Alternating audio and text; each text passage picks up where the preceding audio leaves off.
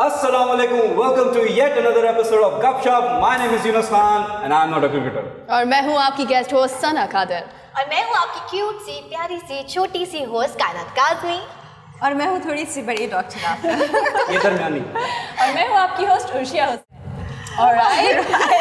छोटी बड़ी सब आ गया आज बीच में। वैसे आज हमारा शो आपको कुछ लग रहा होगा कि कुछ हम लोग डिफरेंट करने वाले हैं। आज हम लोग डिफरेंट क्या करने वाले हैं हमें खुद भी नहीं पता था। हमें अभी पता चला कि आप लोगों की तरफ से इतना ज़बरदस्त किस्म का रिस्पॉन्स आया हमारे शो का, और आप लोग इतने अच्छे कमेंट्स और इतनी बातें और इतनी तारीफ़ें कि हम लोगों ने कहा कि चलो शो का टाइम, हम तो ऐसे ही कह रहे थे, वो हो गया। हमने सोचा कि हम शो का टाइम थोड़ा सा बढ़ा देते क्योंकि हम लोग की फिर इतनी बातें नहीं हो पाती। हम तो सिर्फ कह रहे थे और हमें ऑर्डर आ गया कि शो का टाइम बढ़ाया जाए और पब्लिक डिमांड पे तो फाइनली हमने अपने शो का जो है शो की टाइमिंग्स जो है वो बढ़ा दी हैं। अब आप हमको 2 घंटे बर्दाश्त करें।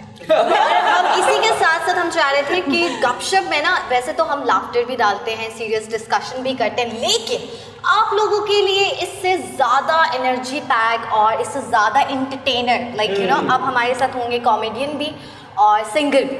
तो आप लोगों को बताना है कि यस बाकी हम वो दोगे इतना भी काफी है। जब हमारे साथ यूनुस हो सकता है तो कोई भी हो सकता है।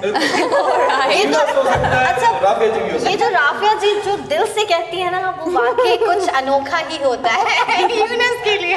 ज़्यादा दिल ना लगे राफिया। नहीं बिल्कुल भी नहीं। वैसे तो बंदर पे भी आ जाता है लेकिन नहीं। वैसे गधी पे भी आ जाता है।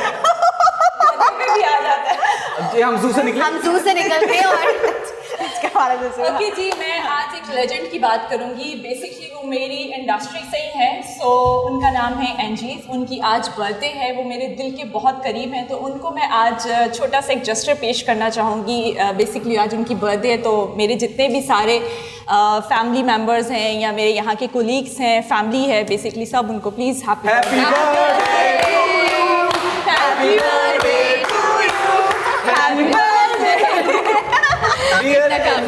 Yes. अच्छा एंजीज, thank you so much. She is a very lovely person by the way. मैं सच बताऊं क्योंकि उन्होंने कितनी बार मेरा मेकअप किया है और मेरी आईब्रो टैटूइंग की और पता नहीं क्या क्या किया। I am so thankful. वो माशाल्लाह से दिल से बहुत ज़्यादा खूबसूरत हैं। काम में तो नहीं, वो वैसे भी हैं। एग्जैक्टली। ऐसा क्यों लग रहा है कि आप उनके रिश्ते के लिए बात कर रही हैं? खूबसूरत है, नेक है। नहीं, मेरे पास बेसिकली अल्फाज नहीं है उनकी खूबसूरती बयान करने के लिए। जितना वो काम से खूबसूरत है उतना ही वो दिल से खूबसूरत है। हम उनको बुला लेंगे शो में। हम उनको बुला लेंगे। हाँ, इंशाल्लाह। आज शो का इंट्रोडक्शन हमने आ जाए।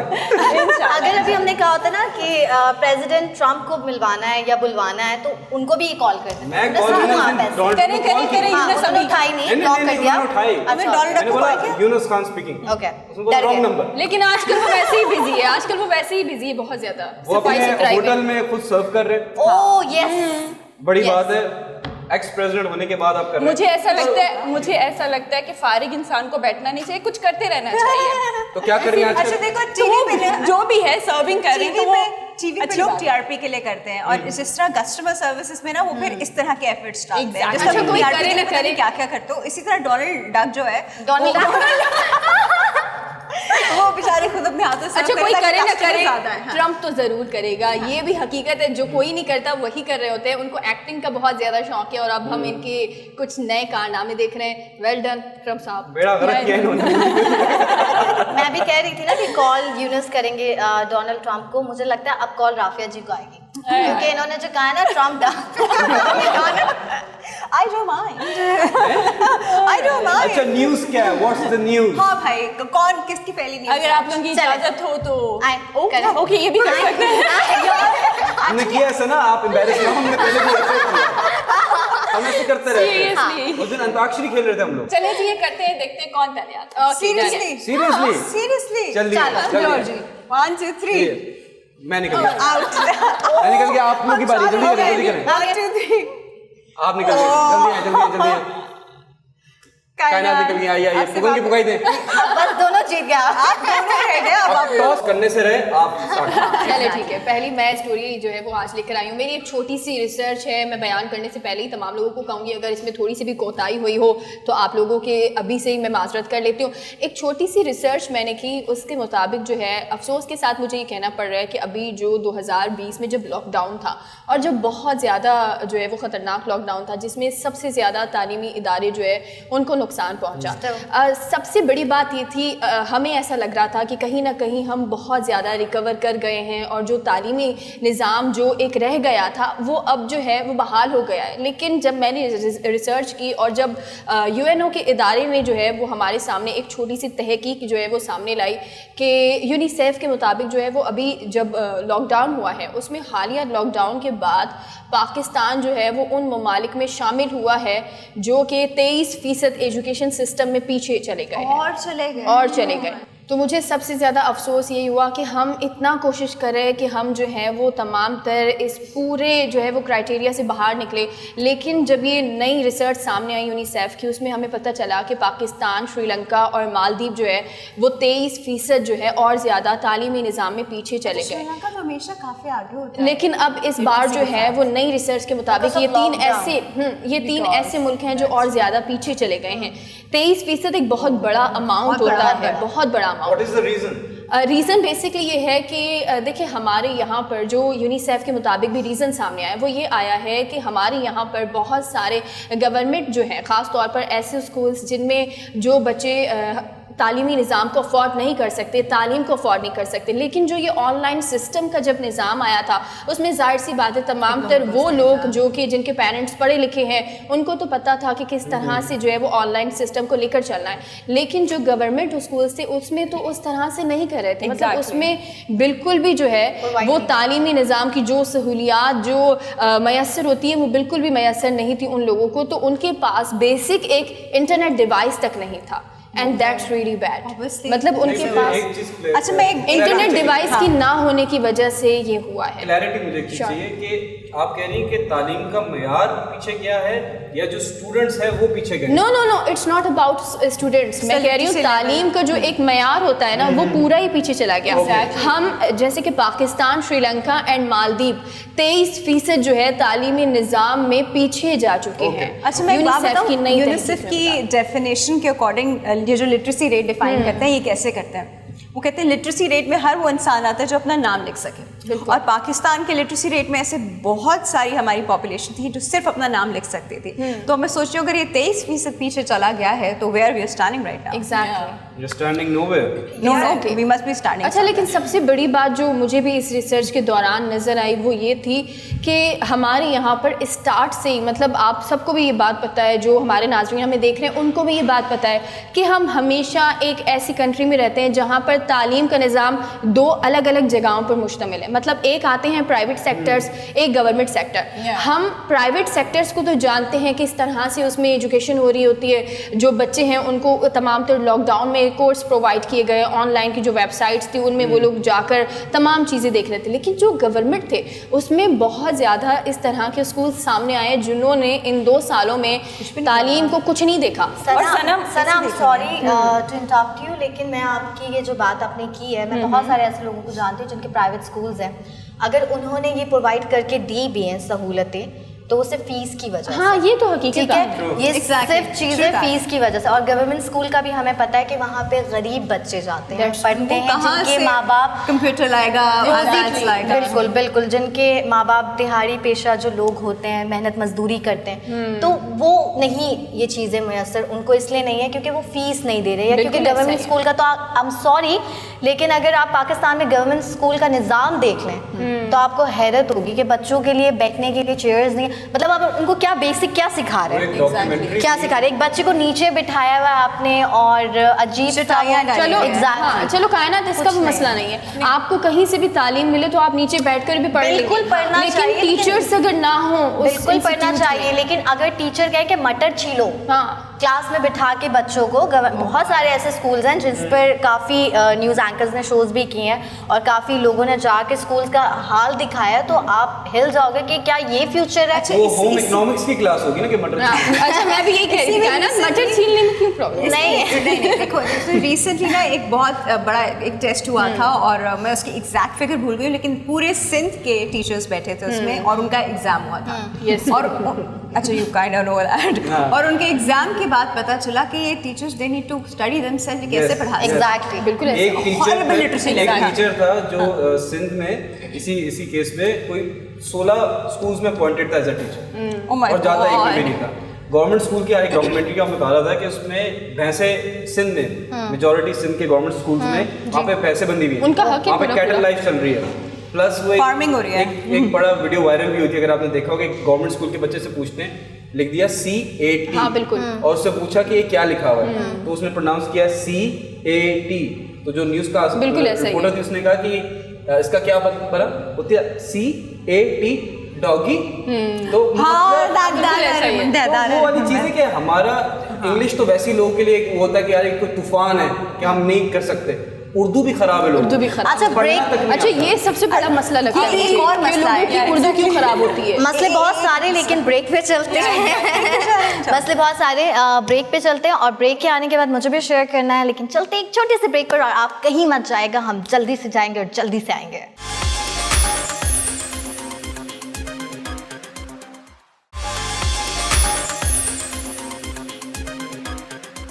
वेलकम बैक नाज़रीन, एक बार फिर आपको वेलकम करते हैं अपने प्रोग्राम में। और एक बहुत ही इंटरेस्टिंग सा जो है वो टॉपिक हमारा आज जो है वो प्रोग्राम में चल रहा है कि मेरी रिसर्च के मुताबिक जो है वो यूनिसेफ ने अभी अपनी हालिया तहकीक में ये कहा है कि पाकिस्तान, मालदीव, श्रीलंका एंड भारत जो है वो इस तमाम तर सिनेरियो में 23% जो है उनका तालीमी निज़ाम जो है वो पूरा पीछे जा चुका है। ये एक बहुत बड़ी बात होती है जब 23% की बात करें। हम अभी 1% भी जो है वो और बर्दाश्त नहीं कर सकते, हमारा तालीमी निज़ाम पीछे नहीं जाना चाहिए। लेकिन अभी हमारे पास एक नई चीज़ ये सामने आई, हमें लग रहा था कि हमने रिकवर किया है, लेकिन अभी हमें पता चला कि हम दोबारा से बहुत ज़्यादा पीछे चले गए हैं।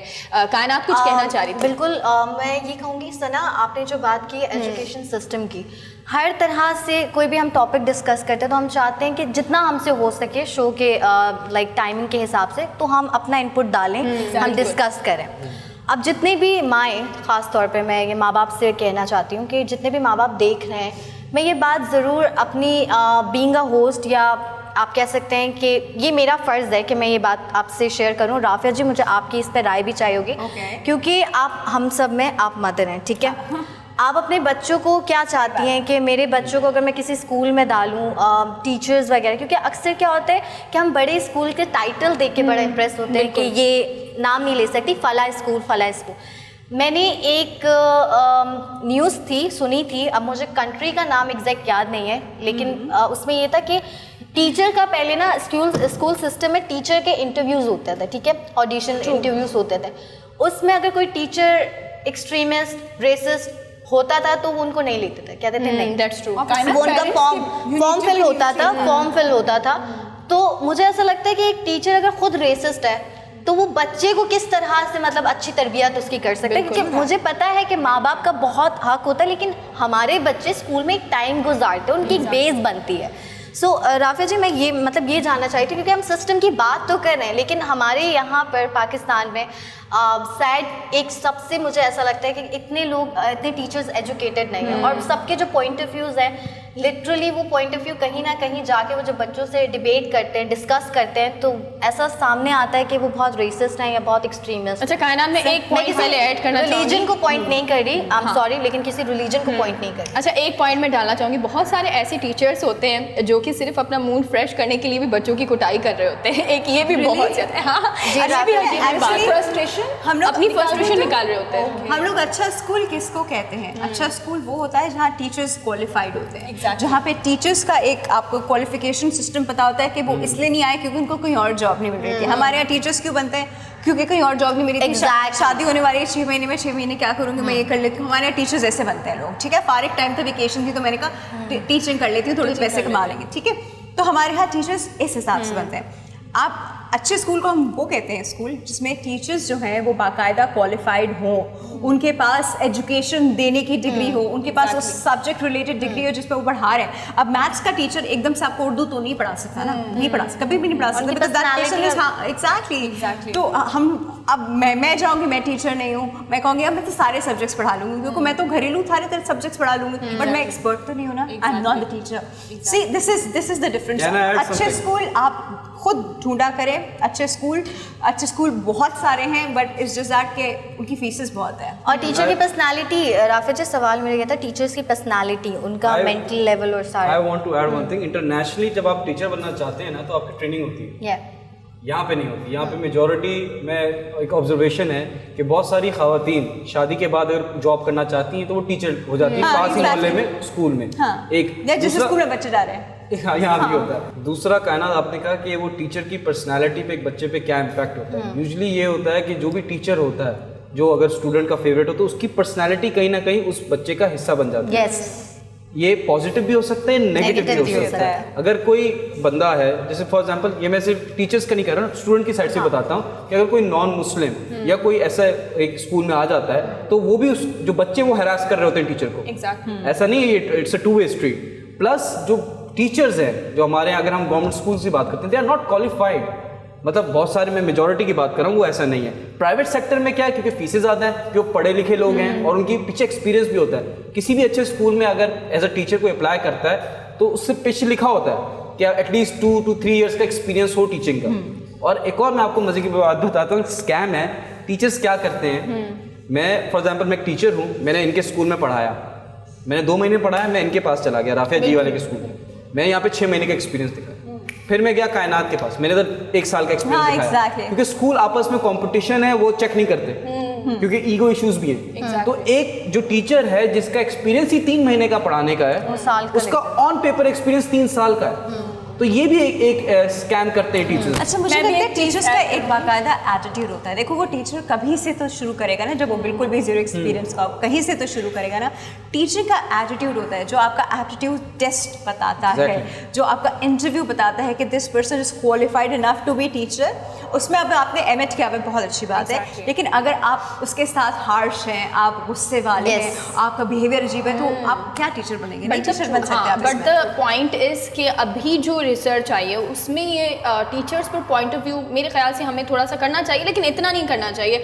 जो हमारी बेसिक मेरी एक रिक्वेस्ट भी है इसी शो के जो है वो ज़रिए से, वो ये है कि हमारे यहाँ पर दीगर जितने भी शोबे हैं उनको बड़ा इंपॉर्टेंट दिया जाता है, लेकिन कहीं ना कहीं अभी भी जो है हमारे जो गवर्नमेंट स्कूल्स है उनके लिए कोई बिल नहीं पास हुआ। सना, मैं भी एक बात ऐड करना चाहूँगी इसमें कि जैसे आपने कहा कि हम लोग काफ़ी पीछे चले गए हैं, ठीक है, तो गवर्नमेंट स्कूल की हम बात करेंगे कि वहाँ पर बच्चे, अब तो जाहिर सी बात है कि वो कभी स्कूल नहीं जाएंगे। ऐसे ही है ना कि वो लोग वो उस कंटिन्यू बेसिस पे नहीं जा सकते क्योंकि उनके पास वो बुक्स नहीं होंगी या उनके पास वो प्रॉपर्ली वो अखराजात नहीं होंगे, या मुझे ऐसा लगता है जैसे प्राइवेट स्कूल में अब रूटीन भी आहिस्ता आहिस्ता स्टार्ट हो रही है, या ऑनलाइन क्लासेस से भी उन लोगों ने काफ़ी चीज़ें अपनी बैलेंस करके चले होंगे। बट 2 साल में बच्चे घर में ही बैठे थे और उन्होंने कुछ देखा ही नहीं है कि ऑनलाइन क्लासेस होती क्या है। अच्छा, एक पॉइंट में इसमें मुझे, आपने 3 कंट्रीज मेंशन की।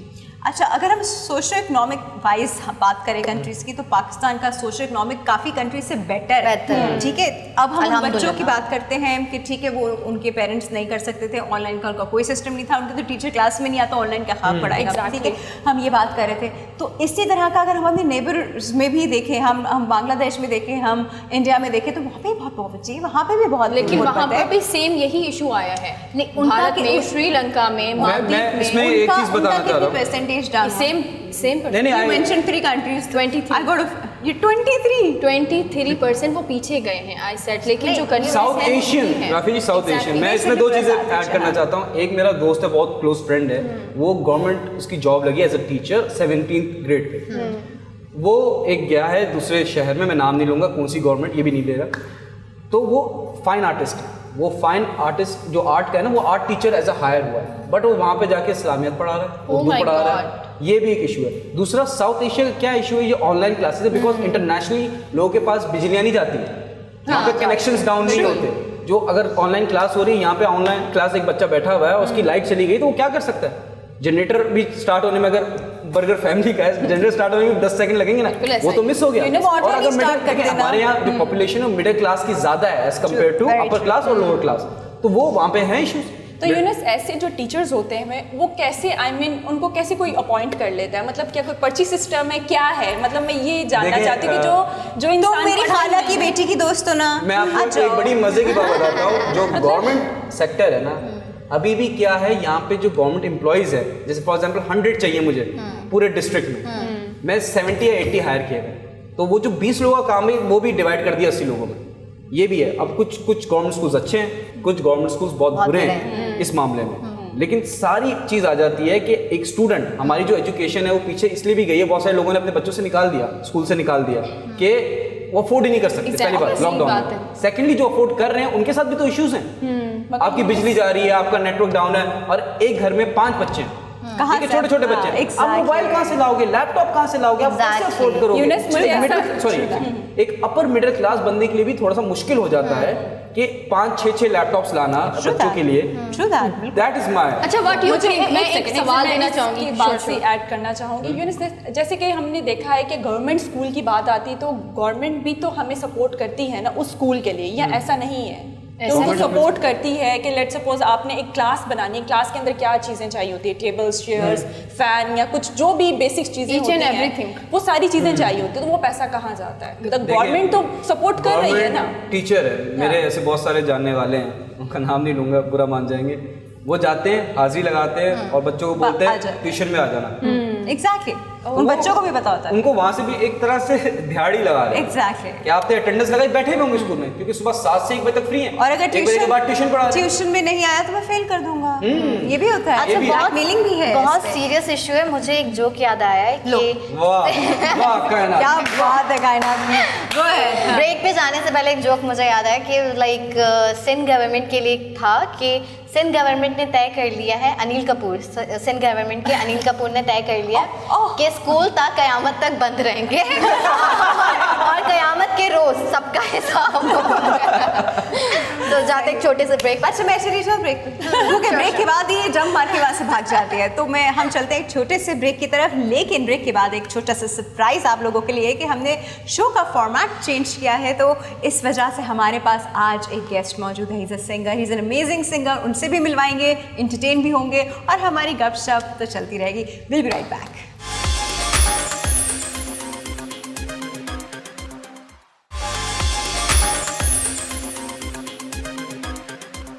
मैं हारा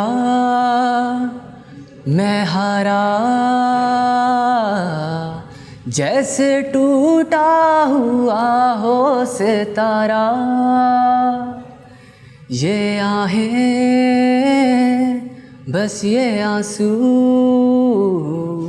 मेरे हिस्से में है दर्द सारा।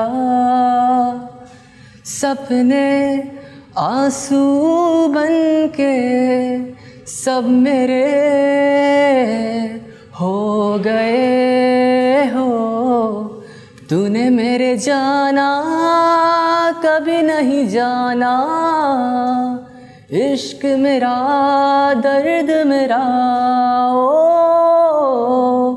तूने मेरे जाना कभी नहीं जाना, इश्क मेरा दर्द मेरा। आशिक तेरा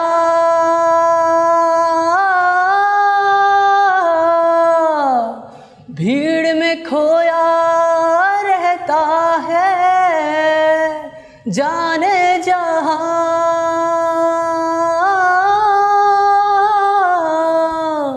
पूछो तो इतना कहता है।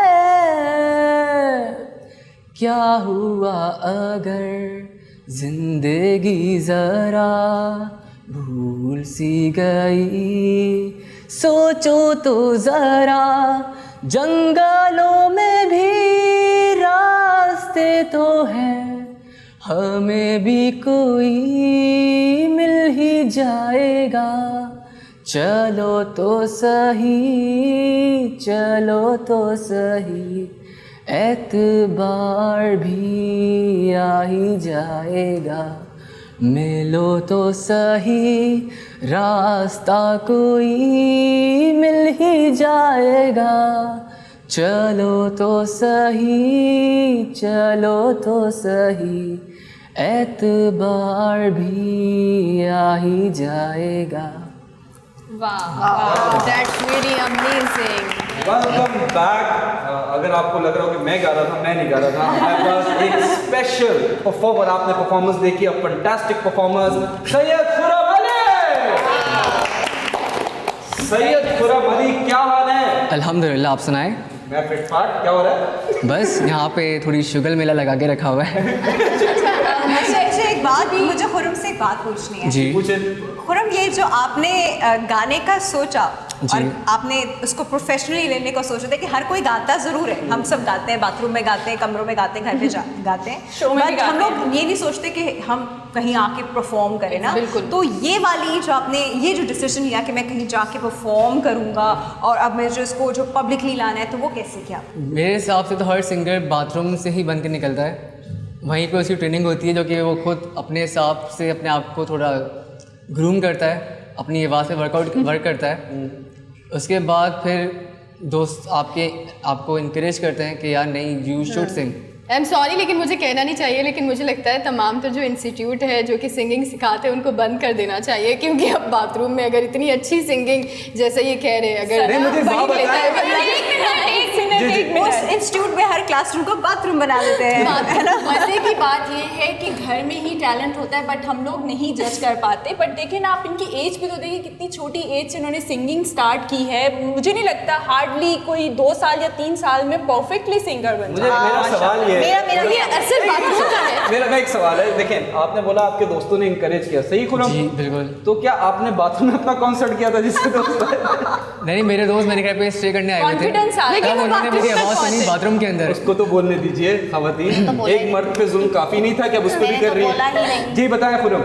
नहीं, ऐसी बात नहीं है, मगर एक दफ़ा का वाक़या ऐसा है कि मेरे दोस्त मेरे घर पे स्टे करने आए हुए थे, and I was taking a shower, and while taking a shower I was singing, ठीक है। And they just heard my voice and they were like no यार यू कैन सिंग। उसके बाद डिफरेंट इवेंट्स में I used to perform. Khurram, मुझे आपसे एक सवाल है। ये जो गाने का इंतखाब आपने किया है, जी। ये गाना सुनते हुए मुझे ऐसा लगा कि नवाज शरीफ की दिल की आवाज़ थी जो इमरान खान साहब के लिए। सॉरी, आपने बहुत अच्छा गाया, बहुत अच्छा गाया, लेकिन वो था ना कि आपकी एक लाइन थी Political scenarios पे हाँ, चल रहा है। मेरे दिमाग में ऐसे ही था कि नवाज शरीफ गा रहे हैं इमरान खान के लिए और कोई सैड अच्छा। सॉन्ग उनको डायरेक्ट। अच्छा, वो नवाज शरीफ ही समझी। अर्शिया सवाल कीजिए। मुझे ऐसा लगता है यूनस के जब इंसान अकेला होता है या शीशे के सामने, या वैसे भी बाथरूम सिंगर की बात हो रही है, तो मुझे लगता है कि अकेला होता है ना, बहुत ज़्यादा कॉन्फिडेंस आ जाता है इंसान में जब वो गाता है या गुनगुनाता है। एंड इनफैक्ट कुकिंग करते औरतें भी गाना शुरू कर देती हैं, बट कोई सुनता नहीं, वो एक अलग बात है। लेकिन मैं यहाँ पर एक बात कहूँ, मगर confidence आता है washroom के अंदर। टैलेंट भी एक अलग चीज़ है, क्योंकि ऐसा ना हो कि हमारे जो लोग हमें देख रहे हैं वो तमाम जिनके पास आवाज़ नहीं है, सुर नहीं है, वो वॉशरूम चले जाए। और मेरा एक ओपिनियन है कि ये गॉड गिफ्ट होता है। ये आप जो आप ट्रेनिंग लेते हैं, आपका स्किल पॉलिश हो सकता है, Exactly. बट जो ये टैलेंट है, सिंगिंग, एक्टिंग, डांसिंग, ये गॉड Exactly. गिफ्ट है। Exactly. ये आपको आएगा तो आएगा, और नहीं आएगा तो बिल्कुल नहीं आएगा। खुरम, मेरा सवाल है कि जब आप सिंगिंग एज अ प्रोफेशनली चाहते हैं करना जब आगे, जी, तो exactly. तब आपने अपने पेरेंट्स को, हमारी सोसाइटी में जब हम अपने पेरेंट्स को बताएं कि हमने ये काम करना, वो कहेंगे चल मद्रासी बनना है, तो आपको क्या परेशानी फेस की आपने? नहीं, ऐसा मैंने कोई परेशानी तो फेस नहीं की, even though my parents are very much supportive हर चीज़ को लेकर, तो मुझे तो ऐसा कोई प्रॉब्लम फेस नहीं करने को मिली। मम्मी डैडी फैमिली से ना, बिल्कुल भी नहीं। मगर मुझे ऐसा लगता है यूनस, शौक की भी बात है। अगर आपको शौक है, और मुझे ऐसा लगता है कि पेरेंट्स जो हैं वो आपको सपोर्ट करते हैं। अगर बहुत अच्छे पेरेंट्स भी होते हैं, ऐसी बात नहीं है कि वो ऐसी बात बोले कि मरासी बन रहे हैं, ऐसा कुछ नहीं होता। सपोर्ट भी करते होता है इतना। यूनस ने पहले ट्राई किया था, यूनस ने पहले ट्राई किया था, उसके साथ ऐसा ही था। मैं अपनी फैमिली का एक ही बंदा हूँ इस फील्ड में, ना मेरे नाना की साइड से ना दादा की साइड से कोई ऐसा नहीं है। मगर मुझे यहाँ लगता है कैसे है? यूनस के और ये feel सपोर्ट होता- करते हैं पेरेंट्स। मेरी जो इमीडिएट फैमिली वो सपोर्ट है। लेकिन यूनस मुझे लगता और क्या? है, लेकिन यूनस मुझे लगता है कि आपकी फैमिली आपका काम देख के अप्रिशिएट करती Exactly. प्रूफ नो करें, डाउट, ये भी नहीं कि मुझे बनना नो है, डाउट तो ये ही बोलेंगे। इज टैलेंटेड, और तभी वो हमारे साथ, Intelligent, तभी वो हमारे साथ है। Thank you. एनीवेज खुरम, मुझे आपसे ये सवाल पूछना था, क्योंकि पाकिस्तान में इतने प्लेटफॉर्म नहीं हैं जहाँ पर आप अपना टैलेंट शो कर सके, और अगर प्लेटफॉर्म है भी तो अक्सर कुछ जजेस के बिहेवियर कुछ इस तरह से चीज़ें होती हैं कि लोग जाते हुए डरते हैं कहीं इंसल्ट ना हो जाए, कहीं मेरा मजाक ना बन जाए। तो आपने वैसे कभी किसी प्लेटफॉर्म में जाकर ऑडिशन दिया है या गाना गाया है, गाना गा के सुनाया है? जी बिल्कुल, मैंने बहुत सारे इवेंट्स में परफॉर्म किया है। For example IBA music olympiad, IBA enigma, very nice. Pakistan art council, oh माशाल्लाह। तो डिफरेंट प्लेटफॉर्म में मैं ऑलरेडी परफॉर्म कर चुका हूँ। यार गाना और हो जाए। हाँ बिल्कुल। यूनस मुझे नहीं, लेकिन एक चीज़ लेकिन प्लीज अब खुशी वाला एक मिनट गाना। ऐड करना है कुछ, मुझे नहीं, ऐड नहीं करना, मुझे पूछना है। आपने बैचलर्स किया हुआ है फूड साइंस में जी। और फूड साइंस से बैचलर के साथ which is completely different thing आपकी सिंगिंग भी चलती है, तो आपका खाना जो होता है वो क्या बड़ा क्लासिकल खाना होता है? हम लोग किचन में जब कुकिंग कर रहे होते हैं हम तो गा रहे होते हैं भाई, जितना अच्छा गाना गाओगे उतना अच्छा खाना बनेगा, ये मुझे पता है। अगर आपको एक खुद हम सिचुएशन दे दे हम कि किसी आपने जो है वो किसी सब्जी का जो है वो इस्तेमाल करते हुए गाना गाना है, तो आप किस तरह गाएंगे? मतलब हर गाने में उस सब्जी का नाम होना चाहिए। अच्छा, फिर आप लोग भी करेंगे हर गाने में फरमाइशी उसके lyrics प्रोग्राम। आलू के lyrics में गाना सब्जी का नाम जरूर होना चाहिए, तो किस तरह होगा? खुरम फंस गया। जैसे आलू ने ये कहा है हाँ, हो सकता है। अगर हो तो कैसा होगा? चले जी, स्टार्ट। चलें करते हैं start। नहीं, आलू वाला गाना। आप कंफ्यूज ना करें बच्चे को। Up to you, sing something. लेकिन प्लीज खुरम खुशी वाला एक गाना गाने से पहले Let him. Okay, I am gonna सिंग गुलाबी आंखें। मैं भी कुछ ऐड करना चाहूँगी, फिर हम गाना सुनते हैं। मुझे ऐसा लगता है कि जब कोई परफॉर्म कर रहा होता है तो हम लोग कहते हैं कि यार अच्छा गाना नहीं गाया, या मोस्टली ऐसा होता है कि काफ़ी सारे लोगों को पसंद नहीं भी आता, तो हम लोग क्या करते हैं, डिग्रेड करना शुरू कर देते हैं या हुटिंगबाजी स्टार्ट हो जाती है। तो मुझे ऐसा लगता है कि अगर आपका माइंड सेट है और आपको आगे बढ़ना है तो अपने जो गोल्स हैं वो बिल्कुल सेट करके रखें, कि ये नहीं कि डिस्ट्रैक्ट ना हो। आप एग्जैक्टली। बिल्कुल सही कह रही हो उर्षा। खुरम गाना। Thank you Younus. गुलाबी आंखें जो तेरी देखी, शराबी ये दिल हो गया, संभालो मुझको ओ मेरे यारो, संभलना मुश्किल हो गया,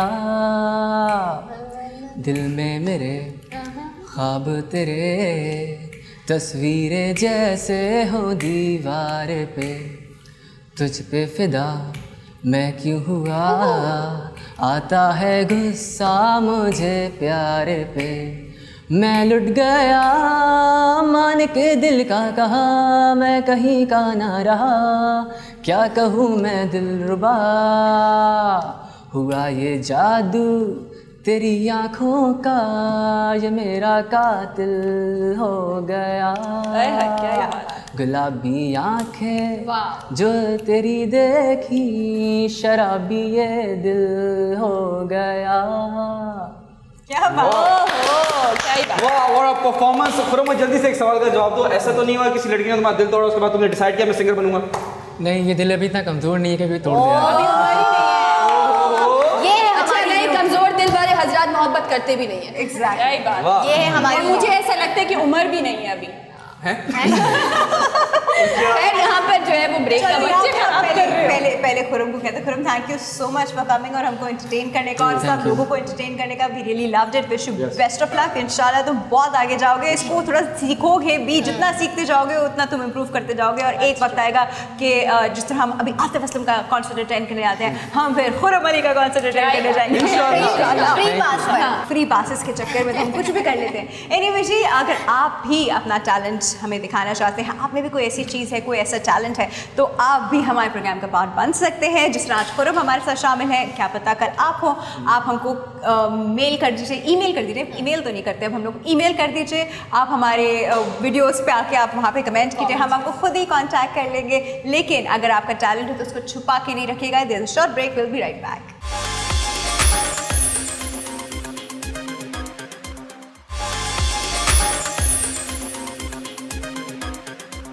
वेलकम बैक। अभी एक बहुत प्राउड मोमेंट होने वाला है, बिकॉज हमने सुना है कि कोई भी पाकिस्तानी चीज को बाहर का स्टैंप लगता है तो वो चीज बड़ी हो जाती है, वो अच्छी हो जाती है फौरन। यहाँ पे एक बहुत ही हम्बल होके मैं कहना चाहता हूँ कि पाकिस्तान का नाम इंटरनेशनल मार्केट में ऊंचा गया है when it comes to capital. अभी हार्वर्ड बिजनेस स्कूल पब्लिकेशन ने एक केस स्टडी लॉन्च की है रिगार्डिंग कैस्प, कि it has been studied, it's the first capital firm that has been discussed on international forum. Okay. बड़ी अच्छी बात यह है कि कैस्पेट 2 साल पहले मेरे ख्याल से 2018 में लॉन्च हुआ था, वापस रीलॉन्च हुआ था, एंड उसकी जो मार्केट एक टाइम पे वो पायनियर्स थे when it comes to capital market firms. तो उसके बाद फिर थोड़ा सा टेक ओवर हुआ, चीज़ें वो डाउन हुआ, but now it has been on number 1 again. अच्छा, मैंने तो सुना है इसमें बाकायदा उन्होंने अपने केस स्टडी जो है वो अपने कोर्स में शामिल कर ली है और वो कोर्स वहाँ पढ़ाया भी जाएगा और उससे रिलेटेड जितने और कॉलेजेस हैं वहाँ सब जगह पढ़ाया उसकी जो HBS के जो है उसके साथ जो स्कूल्स हैं, उसके पार्टनर स्कूल्स हैं, वहाँ पे भी स्टडी किया जाएगा MBA स्टूडेंट्स के लिए। इट्स अ बिग थिंग, मतलब जो इमर्जिंग मार्केट्स जो इंटरनेशनल होती हैं और पाकिस्तान की स्पेशली, कि कैसे आप उस मार्केट को करते हैं। मैं एग्जांपल देना चाहता, अभी एक और बड़ी खबर है कि पाकिस्तान की जो स्टॉक एक्सचेंज है, it has been given an award के best islamic stock exchange. And it's a very big thing because हमारी इंटरनेट, हम लोग कहते हैं ना कि हमारी इकोनॉमी खराब है, चीजें, लोग बहुत सारे लोग कहते हैं कि इमरान खान साहब सही काम नहीं कर रहे, पता नहीं चल रहा किस डायरेक्शन में जा रहे हैं। बट ओवरऑल देखा जाए एज अ पाकिस्तान, हम लोग बहुत एक तरह से ग्रो कर रहे हैं when it comes to economy. अभी जुलाई से अगस्त, जून जुलाई अगस्त में भी, I am maybe wrong with the months, around 420 million का एक्सपोर्ट हुआ है। हाँ, आई रेड दैट। अगर राफेल जी होती तो उल्टा होता, बिकॉज ये चाइना से इंपोर्ट करती हैं। बट माशाल्लाह से एंड बहुत सारी चीज़ें, अगर पाकिस्तान की हम अचीवमेंट्स पे बात करें कि it has been a great experience after Imran Khan. NAB ने 3 साल में अराउंड $420 बिलियन लिया है पाकिस्तान से, मतलब आवाम से जो टैक्स कलेक्ट किया है। इट्स अ बिग थिंग कि जिंदगी में कभी हमने किया नहीं होगा 3 सालों में जितना हुआ है।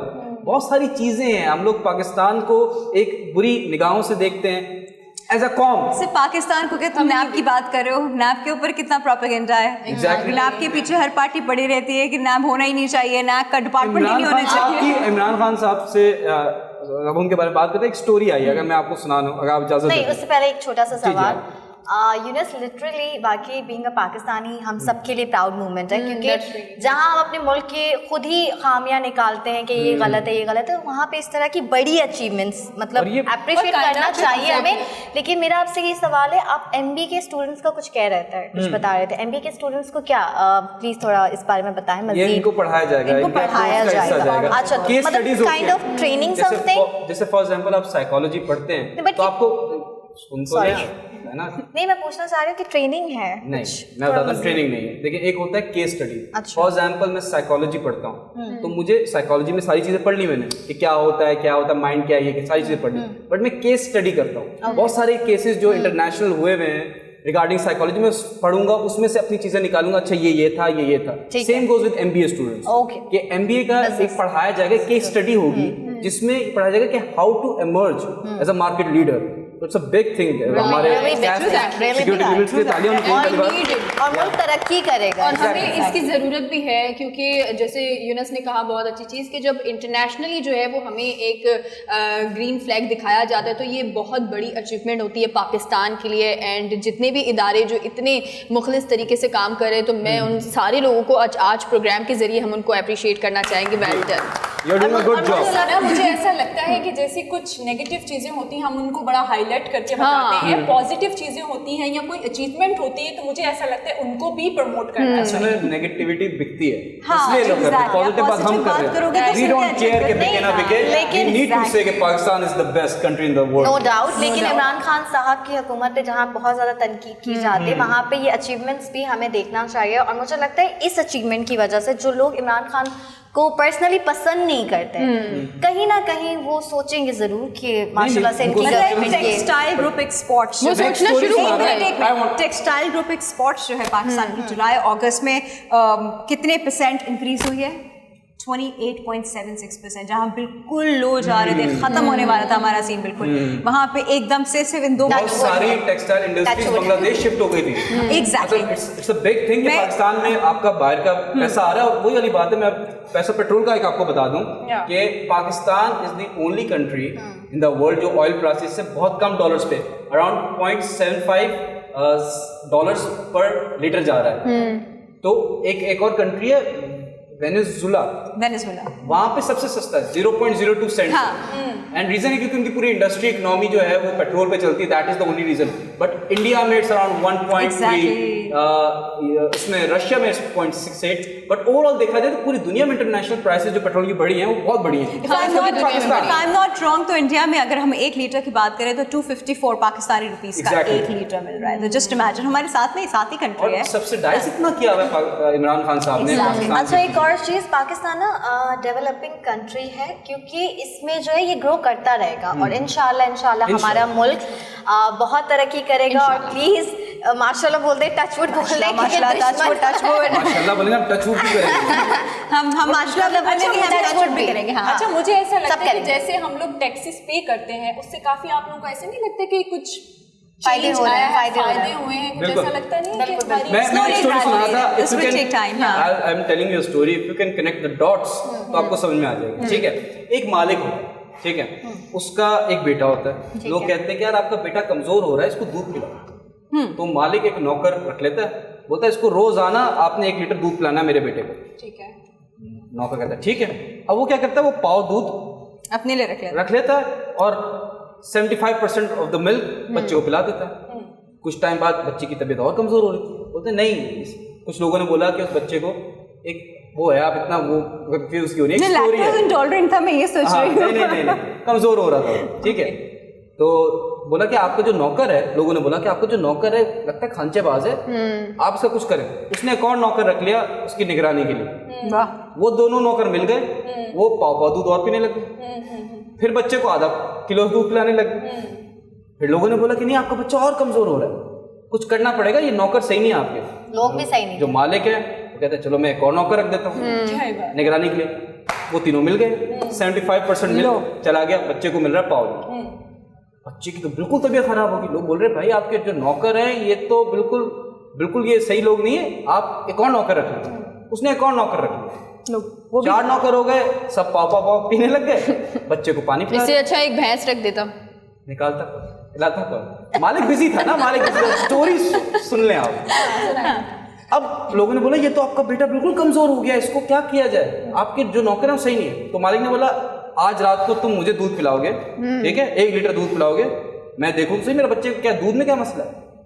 वो चारों नौकर ने बोला दूध तो खत्म हो गया, मालिक को क्या पिलाए।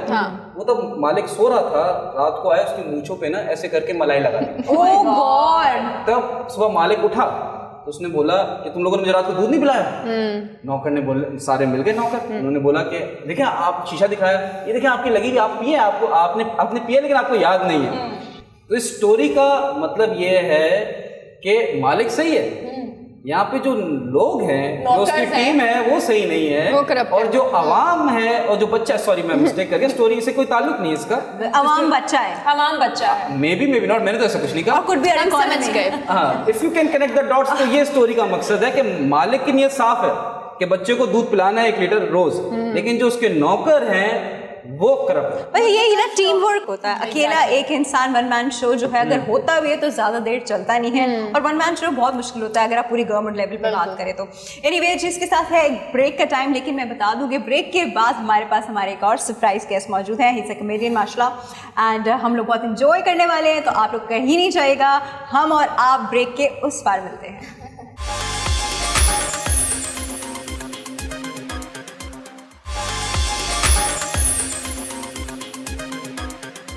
Welcome back. हमारे स्टूडियो में एक और ख़तरनाक पर्सनालिटी मौजूद है, एक और ख़तरनाक टैलेंट मौजूद है, एक स्टैंड अप कॉमेडियन है मोहम्मद शान। कैसे हैं आप? ठीक है, अल्लाह का शुक्र। आप सुनाएं? बिल्कुल फिट। क्या करते हैं आप? डांस करता हूँ, कॉमेडी के लिए बुलाया तो कॉमेडी करूँगा, और क्या यहाँ मैं बाजरा डालूंगा। अच्छा, मैं पता एक तो आपने उनका इंट्रोडक्शन खतरनाक खत्म, मैंने कहा डाकू बुला लिया क्या हमने? नहीं लग रहे हैं लेकिन है नहीं। जी मोहम्मद शान बताएं, जी कॉमेडी करें? कॉमेडी करें? आपको मैं बताऊँ, मेरे जो घर वाले हैं ना वो मुझसे भी ज़्यादा खतरनाक है। आप मेरे मुंह पे नहीं जाना, हम जाएंगे भी नहीं। मुंह पे जाना भी नहीं, ठीक है। क्योंकि मुंह मेरा नागन की पुल जैसा है। हम 4-5 भाई हैं, हम लोगों ने सोचा कि हम लोग सऊदी अरब पैदल हज करेंगे। पैदल हज करेंगे सऊदी अरब। मेरे भाई, हम लोग रशीदाबाद से आगे गुजरे, एक भाई खड़ा होकर बोल रहा भाई देखना कि आगे तो नहीं निकला है। क्या हो गया फिर? और मेरे अब्बू को सब है ना झुक झुक के सलाम करते हैं, आपको पता है? क्या करते हैं? झुक झुक के सलाम करते हैं। अच्छा, क्यों? हैं इतने से। अच्छा, और मैं एक स्कूल में गया था। स्कूल में एक टीचर थी, मुझे पढ़ा रही थी। वो बार बार मुझे देखे जा रही है। मैं खुश हो गया, मैंने लाइन मारी है मुझे। फिर? थोड़ी देर के बाद उसका अब्बा आया काला चश्मा लेके। मैंने ये क्या बोले, ये तो अंधी है।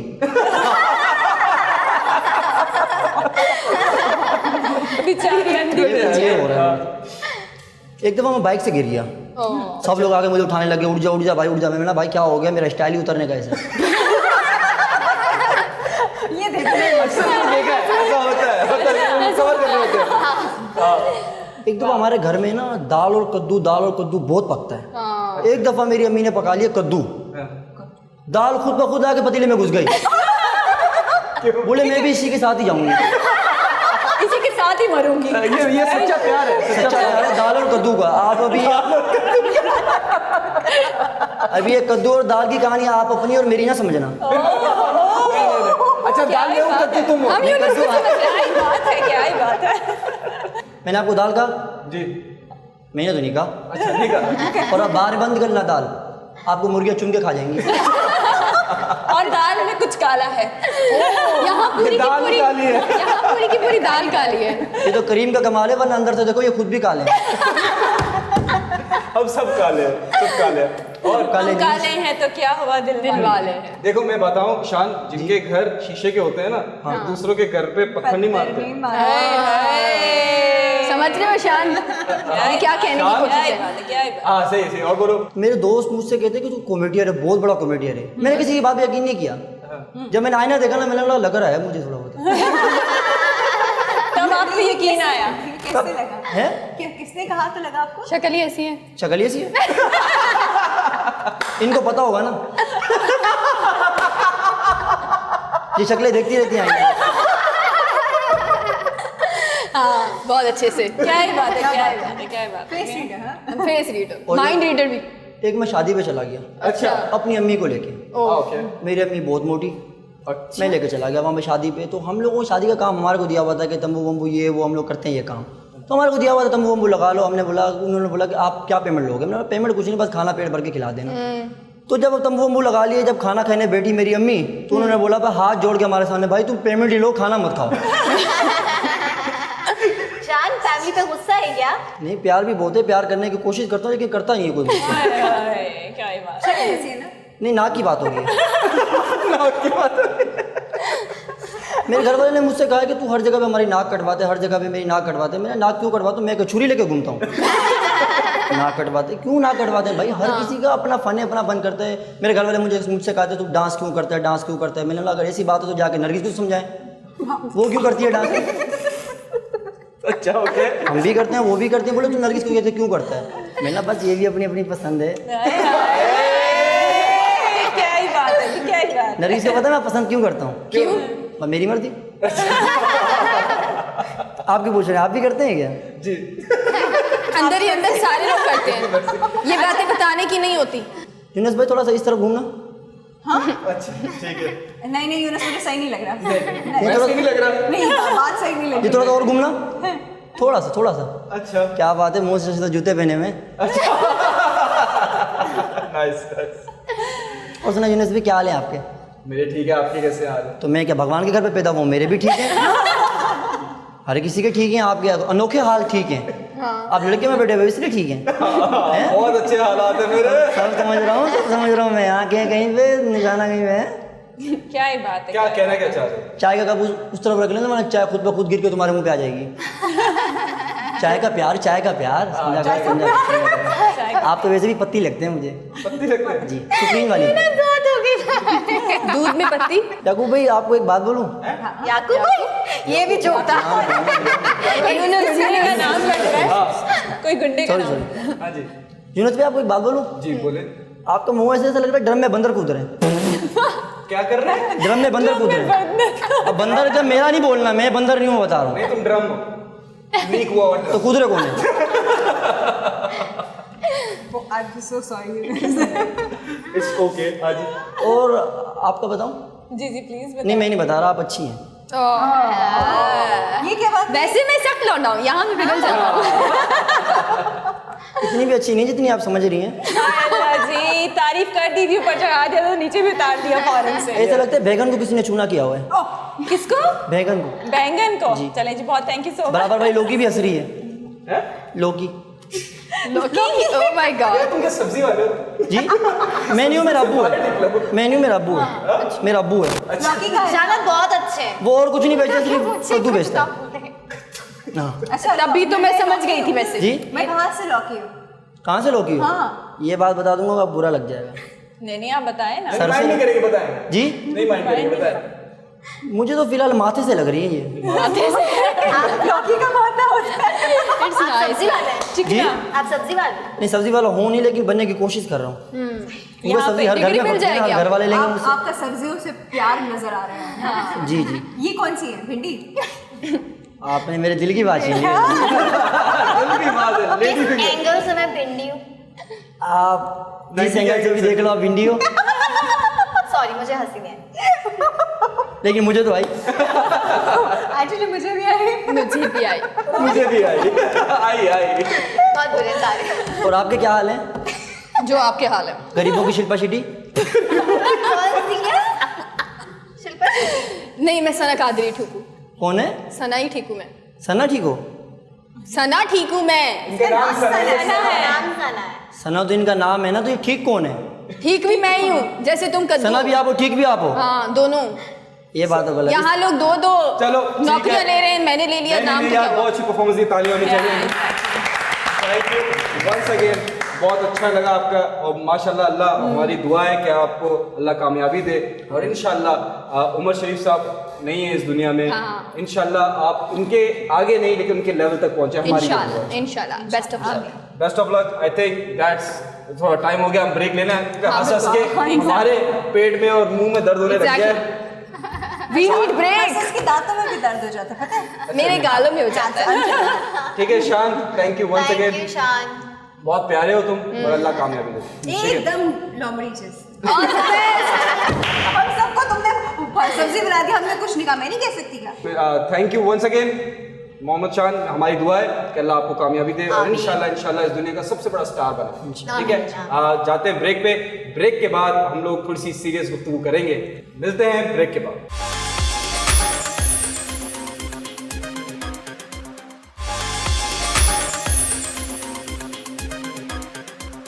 Welcome back. और वेलकम बैक के साथ ही मुझे याद है, कुछ चीज़ें जब चली जाती हैं तो कभी वापस नहीं आती। शुक्र है हम आ गए।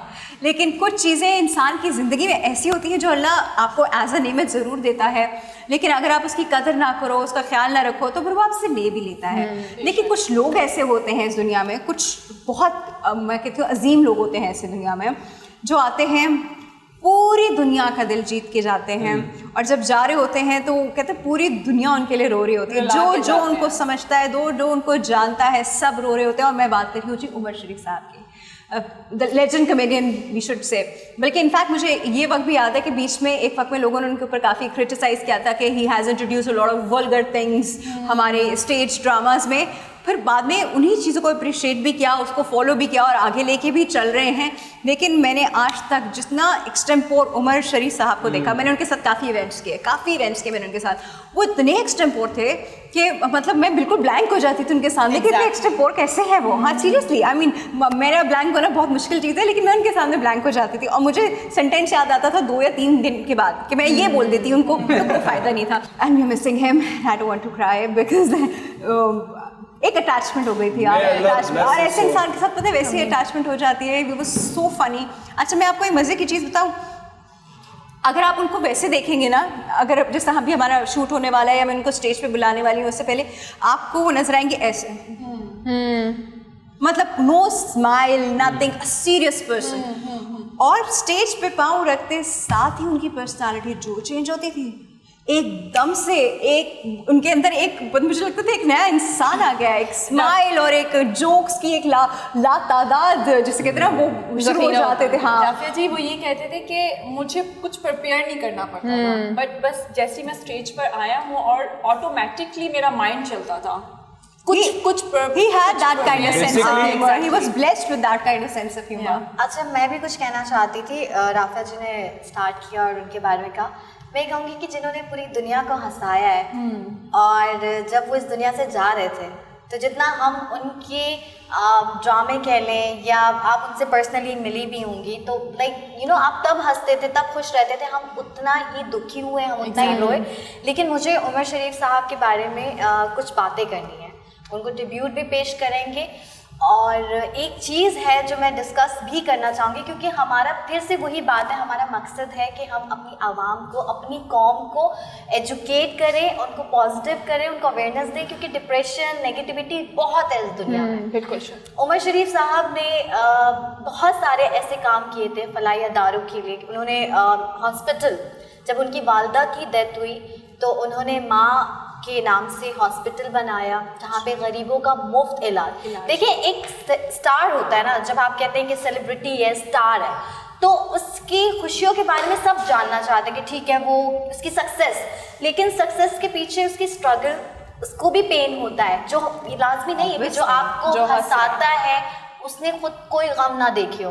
ये बात और है कि उमर शरीफ साहब का नाम आता तो हमारे चेहरों पे मुस्कुराहट आ जाती है, क्योंकि वो आके वो मुस्कुराहट फैलाने वाले इंसान थे। इस दुनिया में सबसे मुश्किल क्या है? किसी को हंसाना, बिल्कुल है, किसी को खुश रखना, और सबसे बड़ी नेकी है। आपको पता है किसी के चेहरे पे, क्योंकि कहा जाता है कि हकूक़ अल्लाह फिर भी उसका माफ़ी है, लेकिन हकूक़ुल इबाद, अगर आपने किसी को नीचा दिखाया है, किसी को तकलीफ दी है, किसी के साथ आपने बुरा किया, उसकी माफ़ी नहीं है जब तक वो इंसान माफ़ ना करे। मैं उमर शरीफ साहब की इस फलाही इदारे के बारे में बात करी थी कि उनके हॉस्पिटल है जहाँ पे गरीबों का मुफ्त इलाज होता है, और ऐसा नहीं है कि वो चैरिटीज़ या फंड, जैसे आई एम सॉरी मैं यहाँ पे पॉइंट करना चाहूँगी, मैं खुद किसी को तनकीद कर रही हूँ, लेकिन मीरा जी जैसे हैं वो हमेशा हॉस्पिटल्स की बात कर देंगे, मुझे फ़ंड चाहिए, मुझे ये चाहिए। ठीक है, समझ आता है कि आप खुद से भी इतना नहीं कर सकते, लेकिन मैंने कभी भी इतने बड़े लेजेंड उनको नहीं देखा कि वो किसी को कहें चैरिटी। अभी भी उन्होंने इमरान खान साहब को जब कहा था उनकी बीमारी के लिए, एक वीडियो आई थी, तो वो इसलिए नहीं, ये हमारा उनका फ़र्ज़ कौम का फ़र्ज़ था और ये गवर्नमेंट का फ़र्ज़ था उनके लिए करना। और इसी के साथ साथ जो है एक उनकी बेटी के नाम पर भी हॉस्पिटल उन्होंने बनाया था, वहाँ पे भी गरीबों का मुफ्त इलाज होता है। साथ में एक बात कहूँगी राफिया जी, उनकी बेटी की उससे लास्ट डेथ हुई थी और वो किडनी पेशेंट थी जी, तो इसलिए लेकिन साथ ही मैं एक बात कहूँगी, मुझे ना कोई शौक़ नहीं होता कि मैं इस तरह के पॉइंट्स उठाऊँ, क्योंकि बड़ा अफसोस होता है, इतने बड़े लेजेंड, इतने बड़े स्टार, इतने down to earth humble person मैंने अपनी ज़िंदगी में नहीं देखा। मैं उमर शरीफ की जब स्टेज देखती थी, मैंने अम्मा की डेथ पे ना इनके कॉमेडी जो ड्रामेज़ हैं वो देखना स्टार्ट किया। डिप्रेशन से बाहर आती थी, तो सोचे मेरे दिल में उस टाइम इनके लिए कितनी दुआएं निकलती होंगी।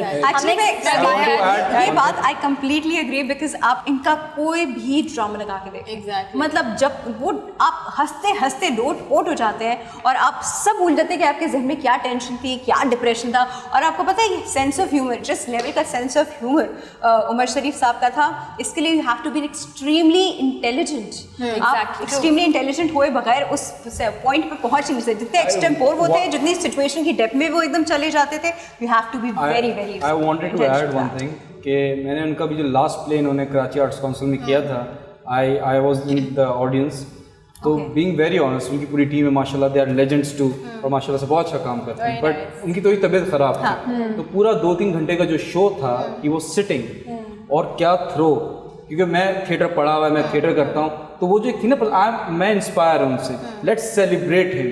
उनका एक वीडियो आई थी अभी जो उनकी डेथ के बाद काफ़ी वीडियो वायरल हुई उनकी, उनमें से एक थी कि मोइन अख्तर साहब उनको अनाउंस करके बुलाते हैं स्टेज पे और उनके पाँव छू रहे हैं उमर शरीफ साहब, अल्लाह दोनों को जन्नत नसीब करे। मोइन अख्तर साहब कहते हैं कि ये उमर शरीफ मुझे कह रहा है कि ये नर्वस है। उमर शरीफ ने कहा कि सर मैं आपके सामने नर्वस हूँ, तो मोइन अख्तर साहब कहते हैं कि अगर उमर शरीफ कह रहा है कि वो स्टेज पे आके नर्वस हो रहा है, तो इससे बड़ा झूठा आदमी को, बिकॉज उनका पर्सोना, उनकी मैं बता रहा हूँ कि पर्सनैलिटी, वो जो एक्सटेम्पोर आप बात कर रही हैं, और बहुत सारी चीज़ें, एक सुहेल वराई साहब है हमारे, जो कहते हैं आप यहाँ क्या करते थे, वो वाले, वो एक इंटरव्यू में बैठे हुए थे, उन्होंने पूछा कि आपसे आपकी जो ये आप जो इतना स्पॉन्टेनियस है, इम्प्रोवाइज करते हैं, या आपने पढ़ा है, सीखा है, या क्या किया है, तो उन्होंने बोला इन तीनों में से कुछ नहीं किया। The timing was fantastic and being very honest, मैंने पहले भी कहा है ये कि गॉड गिफ्ट होता है, आप पढ़ नहीं सकते, आपका एक्सपोजर है, एक्सपीरियंस है, उसको पॉलिश हो सकता है, बट जो वो चीज़ थे, और मुझे ये लगता है कि दूसरा उमर शरीफ या दूसरा मोइन अख्तर साहब पैदा हो सकता है। बिल्कुल ऐसा है। मैं इंडिया का बस एक बता दूं बात कि गोविंदा, अक्षय कुमार एंड ऑल जो 90s की कॉमेडी मूवीज होती थी situational, Johnny Lever, as it is dialogue by dialogue, वो उमर शरीफ का प्ले छापते थे, बिल्कुल ऐसा ही है। फोन भी करते थे कि हम आपका ये सीन ले रहे हैं, और बहुत सारा उमर शरीफ दे भी देते थे कि तुम ऐसा कर लो, तुम ऐसा कर लो, तो बहुत सारा एक चीज़ है मेरा बस छोटी सी, अगर आप लोग चाहें, मुझे जब मैं शूट पर थी और जब मैंने अरशद सर हैं जो हमारे शो के डायरेक्टर भी हैं, और उन्होंने शो किया था लाइक उमर शरीफ साहब के लिए, और उन्होंने कॉल्स ली थी, तो मैंने जब अरशद सर का वो देखा और मुझे तब पता चला कि अच्छा उमर शरीफ की डेथ हो गई है। और I swear I was like जहाँ मैं थी मेरी एनर्जी एकदम से लो हुई है। मतलब राफिया जी मैं मतलब वो जो सीन था वो बड़ा एनर्जी वाला था और मुझे टाइम दिया गया। एक तो अरशद सर ने बहुत अच्छा उन्होंने शो किया जैसे वो डिजर्व करते थे। मतलब वैसे तो आप किसी इंसान को इतने बड़े लेजेंड को जस्टिफाई नहीं कर सकते, लेकिन अरशद सर का शो देख के मैं वैसे ही इमोशनल हो गई और मेरी एनर्जी एकदम से गई। और फिर मुझे बोला गया डायरेक्टर की तरफ से कि आप जाएं 10 मिनट बैठें और नॉर्मल होकर। ओह गॉड। मैं भी एक पूरे अगर हम इसकी बात करें तो पाकिस्तान के 2 बड़े मेजर लॉसेस हुए हैं, बड़े मेजर लॉसेस हुए हैं। एक तो हम उमर शरीफ साहब की बात कर रहे हैं, that's a very major very grave loss. दूसरा लॉस जो है वो हमारे ज़बरदस्त से साइंटिस्ट का है, डॉक्टर अब्दुल जानते होंगे, मुल्क का सरमाया। एग्जैक्टली मुल्क का सरमाया। मतलब ये वो लोग होते हैं जो जिनको मैं एक्चुअली कहती हूँ they are the heroes, they are the real people. ये हैं एग्जाम्पल सबके लिए, आप इनको फॉलो करें। देखिए इन्होंने कैसे किया, क्या किया अपनी लाइफ में। उनका भी स्ट्रगल था, उनका बहुत, उन्होंने कितने अपने इंटरव्यूज़ में बताया कि उन्होंने कितना स्ट्रगल किया। उन्होंने कितने अपने इंटरव्यूज़ में बताया कि मैं आया और लोग उनको लेट डाउन करते थे। उन्होंने अपने एटमी पावर जो पाकिस्तान को बनाया उसके पीछे का मकसद भी उन्होंने बताया कि मैं नहीं चाहता था कि पाकिस्तान जो है नेबर कंट्री से फिर वो दबे और उनके पास वो पावर आ गई है उसके। हाँ, थोड़ी सी मैंने पढ़ी थी इस बारे में कि 1974 में इंडिया ने काम स्टार्ट किया था स्माइलिंग बुद्धा के नाम से। That was their atomic plant something like that. And वो उन्होंने न्यूज़ पढ़ी, ये सुना कि भाई इंडिया कर रहा है, तो ही हिमसेल्फ वो खुद गए, उन्होंने बोला मैं पाकिस्तान के लिए काम करना चाहता हूँ। बिकॉज वो नहीं चाहते थे कि कोई भी कंट्री पाकिस्तान को गंदी निगाहों से देखे या उसको नीचे दिखाने की कोशिश। यही मैं भी यही कहना चाह रही हूँ कि इन दोनों पर्सनालिटी में सबसे बड़ी बात यह है वफादारी, कि आप कितना अपने मुल्क के साथ वफादार हैं। अब चाहे हम इसकी मिसाल जो है उमर शरीफ साहब से ले लें या फिर हम अब्दुल कदीर साहब से ले लें, लेकिन सबसे बड़ी बात है इन्होंने हमेशा जो है देखिए अप एंड डाउन्स, ये जो है वो आपकी ज़िंदगी का हिस्सा है, तमाम लोगों की लाइफ में होता है। चाहे जब हमारी लाइफ में होता है तो मुल्क की तो बात ही और है, मुल्क भी अप एंड डाउन्स होता है, लेकिन जब मुश्किलात आती हैं उस वक्त आपने डट कर सामने खड़े होना है और अपने पाकिस्तान के लिए काम करना है। यही होता है जहां आपने सच्चा पाकिस्तान बनना है। अब्दुल कदीर खान साहब को बिल्कुल सपोर्ट नहीं किया गया था शुरू में फॉर दिस एटॉमिक न्यूक्लियर जो उन्होंने प्लान बनाया था, बिल्कुल सपोर्ट नहीं किया गया था from the government and from his surrounding. वो अकेले उन्होंने उसको सोचा कि नहीं मैं करके दिखाऊंगा। So it's like that. तो आई थिंक ये ही is the real hero. America बहुत खिलाफ थे इनके, ऑब्वियसली हाँ, they wanted, they never wanted a Muslim. शुक्र अल्लाह का कि उनको मैं भी एक जान गई भी तो इसी मुल्क में। बिल्कुल ऐसा ही, सही, बिल्कुल सही।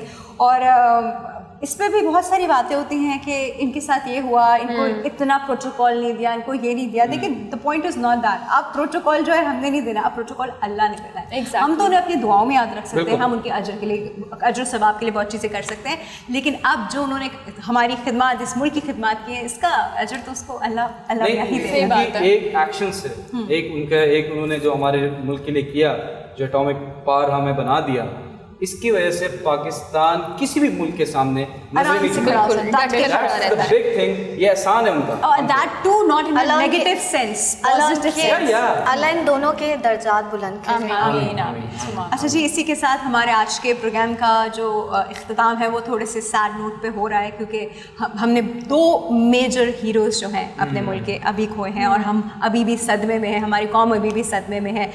बट इनकी यादें हमारे साथ हैं। एग्जैक्टली, इनकी यादें हमारे साथ हैं। इनके अजर सवाब के लिए आप लोग भी कुछ करते रहें, हम लोग भी कुछ करते रहेंगे, सब लोग करते रहेंगे। और मुझे तो लगता है ऐसे लोग जो दोस्तों को हंसाते हैं, खुश रखते हैं या किसी के लिए बहुत बड़ा भलाई का काम करके जाते हैं, तो मुझे लगता है अल्लाह उनको ऐसे ही माफ़ कर देगा, हर चीज़ में माफ़ कर देगा। आमीन। इसी चीज़ के साथ आप हमको इजाज़त दीजिए। अल्लाह हाफ़िज़। अल्लाह।